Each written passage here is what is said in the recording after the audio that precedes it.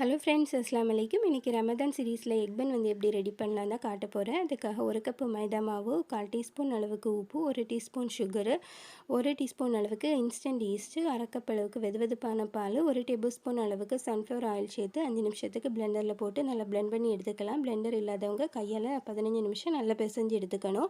இப்போ இந்த மாவை ஒரு எண்ணெய் தடவின பாத்திரத்தில் 1 மணி நேரம் அப்படியே மூடி போட்டு வச்சிடலாம்.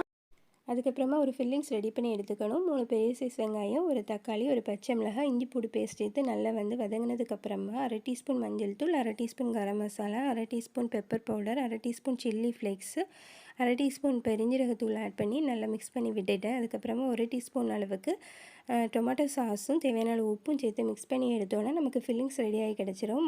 1 மணி நேரத்துக்கு அப்புறமா டபுள் சைஸாக வந்திருக்குது. இதை நல்லா சப்பாத்தி மாதிரி பரத்திட்டு 6 பீஸாக கட் பண்ணி எடுத்துக்கிறேன். ஒவ்வொரு பீஸ்லேயும் இந்த மாதிரி ஒரு ஓரத்தில் கீரல் போட்டு விட்டுக்கலாம்.